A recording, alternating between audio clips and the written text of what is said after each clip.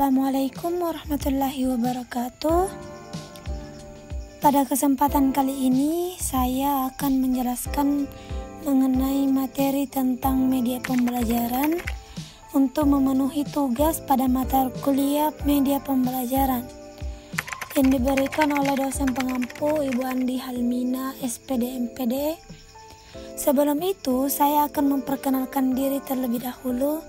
Nama saya Dini Aminarti dengan NIM 211111058, Prodi Pendidikan Agama Islam, Fakultas Tarbiyah, semester 4, Institut Agama Islam Al-Amanah Jeneponto.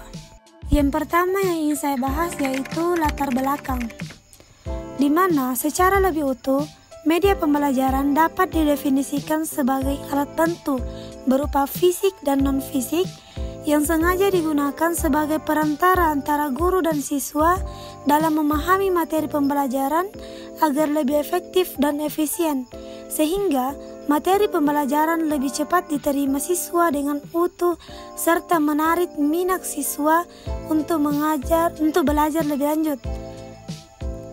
Pendek kata, media pembelajaran merupakan alat bantu yang digunakan guru dengan desain yang disesuaikan untuk meningkatkan kualitas pembelajaran.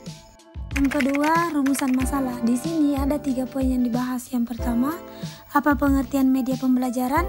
Yang kedua, bagaimana landasan penggunaan media pembelajaran? Dan yang ketiga, apakah ciri-ciri media pembelajaran?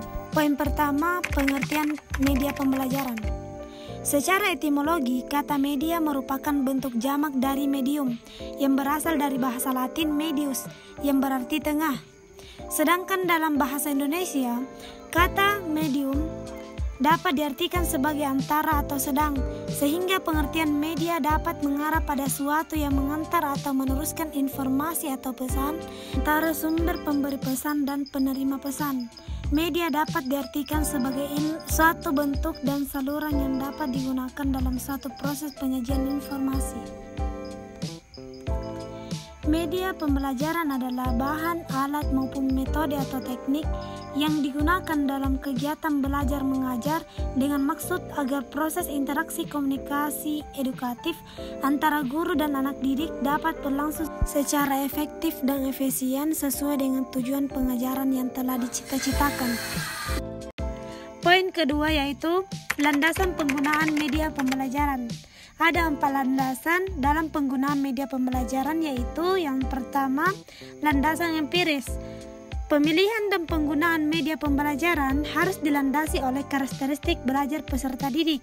Dengan demikian, peserta didik akan dapat keuntungan yang signifikan apabila ia belajar menggunakan media pembelajaran yang sesuai. Yang kedua, landasan teknologi. Kemajuan teknologi dan digitalisasi menyebabkan perubahan di beberapa aspek. Aspek-aspek tersebut meliputi pelibatan sumber daya manusia, prosedur, ide, peralatan, dan organisasi untuk menganalisis masalah, mencari cara pemecahan, melaksanakan, mengevaluasi, dan mengolah pemecahan masalah-masalah dalam situasi di mana kegiatan belajar itu mempunyai tujuan yang terkontrol. Yang ketiga, landasan psikologi. Setiap peserta didik memiliki karakteristik masing-masing. Setiap individu menunjukkan kebiasaan belajar yang berbeda-beda. Yang keempat, landasan filosofis. Secara filosofis, ada pandangan yang menyatakan bahwa teknologi akan menggerumus humanisasi. Pandangan tersebut juga merasuk ke dalam dunia pendidikan. Anggapan bahwa teknologi secara tidak langsung memaksa seseorang anak harus seperti robot yang dapat belajar sendiri dengan mesin. Poin ketiga yaitu ciri-ciri media pembelajaran. Terdapat 3 ciri dalam media pembelajaran. Yang pertama, ciri fiksatif. Yang kedua, ciri manipulatif. Dan yang ketiga, ciri distributif. Baiklah, saya akan menyimpulkan materi tentang media pembelajaran, yaitu media pembelajaran berupa video pembelajaran tentang materi elektronik dan non-elektronik memberikan pemahaman siswa dalam memahami materi elektronik dan non-elektronik, sehingga siswa secara sendirinya akan lebih mudah dalam membedakan suatu larutan bersifat elektrolit dan suatu larutan yang bersifat non-elektrolit. Tidak hanya membedakan tetapi juga dapat memahami sifat, contoh, dan penerapannya dalam kehidupan sehari-hari. Demikian materi tentang media pembelajaran yang bisa saya paparkan pada kesempatan kali ini. Semoga bermanfaat bagi kita semua, terutama bagi saya pribadi. Saya ucapkan terima kasih.